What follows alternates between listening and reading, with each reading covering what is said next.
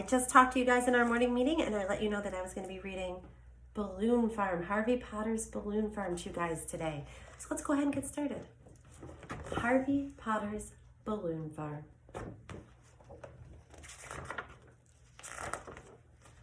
Harvey Potter was a very strange fellow indeed. He was a farmer, but he didn't farm like my daddy did. He farmed a genuine U.S. government-inspected balloon farm.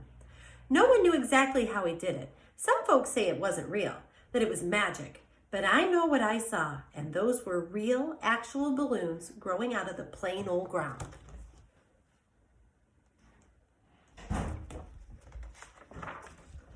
Harvey Potter had some of the prettiest colors you'd ever want to see on a balloon. Pleasing purple, orange ray sun, yellin' yellow, there was rip two-shot red and jelly bean black, bloomin' blue, and grassy green. He had all kinds of shapes too. Round balloons, long ones, animal shapes, clowns with big noses and mouths. He even had monster balloons with scary faces and great big sharp teeth in time for Halloween.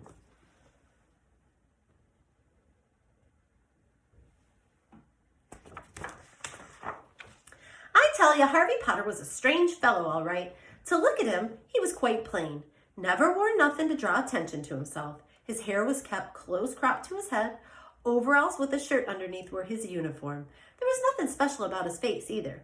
What wasn't so plain about him was the conjure stick that he carried with him wherever he went. Sometimes he used it to scratch his back, but mostly he just carried it under his arm.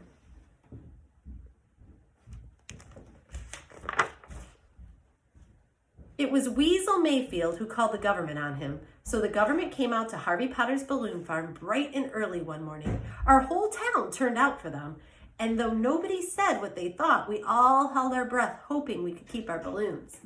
We never knowed how to grow nothing but trees, maple, sycamore, pine, oak, and regular kinds of stuff like corn and okra and tomatoes, but Harvey Potter grew balloons, and no one knew what he used for seeds either.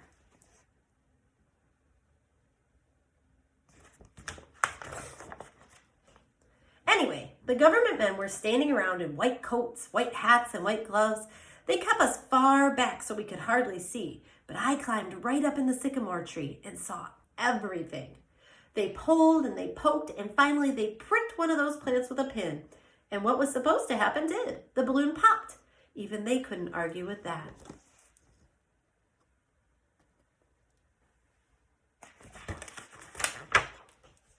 So they gave Harvey Potter the right to grow balloons. He never asked them for it, mind you, but he took it anyways, just to be polite. Let me tell you, it made everyone happy. Well, almost everybody. Weasel was sore.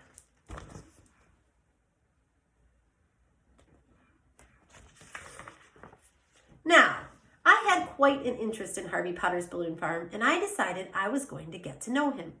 He didn't seem to mind. In fact, he let me get to know him right good. I'd bring him lemonade or sit on his porch and swing in his swing, but he never would confide in me about how he grew those balloons. I didn't pry. After a while, I just liked going around him. He didn't ask you no questions about why you weren't this or that. He just let a person be. He let a person sit and think out loud sometimes, and, well, that's a mighty good thing to do. Still, something in me was a hankering to know, so I decided I was just going to go out there at nighttime. That was when he did his field work. I told you he was strange.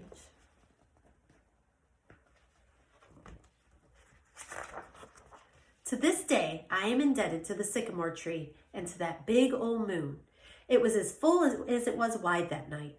I saw him the second he opened the door, plain as day. He stood there in his front porch, hands inside his pockets, looking straight ahead where the fields were. That conjure stick was under his arms. He just stood there, eyes staring straight ahead at something off yonder ways. Then he came down off the porch. Step, step, step. His steps all seemed so big and so loud, it must have been his heavy field shoes. He walked down to the field and, without a sign of warning, commenced hollering.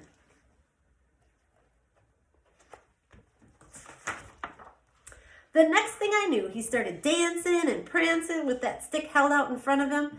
It was like it was his dancing partner. Then that stick started to glow a nice orangey color and stood up directly on its own. And when it rose up into the air, Harvey Potter rose up right along with it.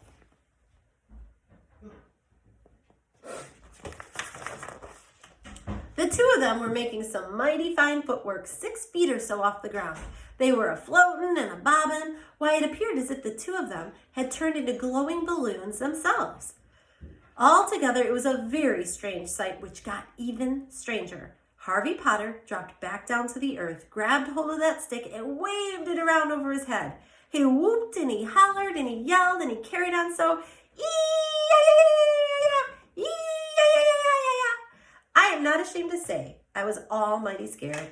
I would have jumped right down and run home, but my eyes were just plain glued to Harvey Potter. Then Harvey let go of that stick and it started to bounce and float over the field, dropping down here and there in nice, neat rows. And all the while, Harvey Potter kept on a whooping and a screeching. All of a sudden, the stick came to a complete halt and flew right back to his hand.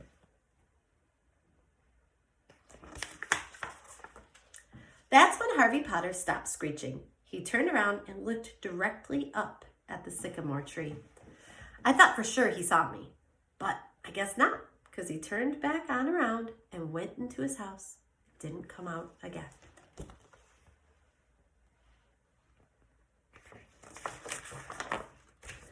I climbed down and fell off to sleep waiting. In the morning, when I woke up, wet with dew and shivering cold, little bitty colored mounds were popping up all over the ground. When I ran back after supper time, they had all come up in the glory of the day's sun. I tell you, it was a sight. Harvey Potter saw me out there in his fields admiring his latest crop of balloons. He said I could take as many as I wanted. I took 3, a clown, an elephant, and I couldn't resist a jelly bean black one. I didn't touch the monster ones on account of they're just too plain scary.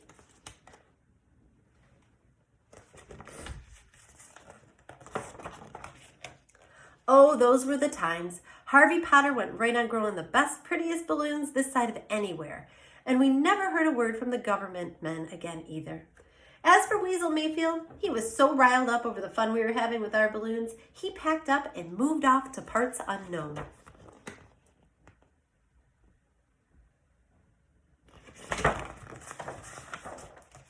I remember those days well. It was the summer of '59 when I was hankering to leave home myself to find out what the world had to offer.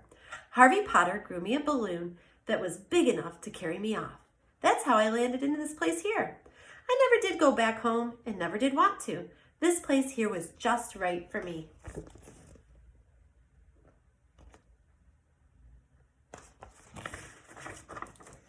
These days I farm, and I'm not one to brag, but I have harvested my 32nd crop of balloons. Now, I don't grow mine exactly the same way Harvey Potter does on account of I'm not Harvey Potter. I have my own methods. Maybe I'll show you one day. Have a great day, kids.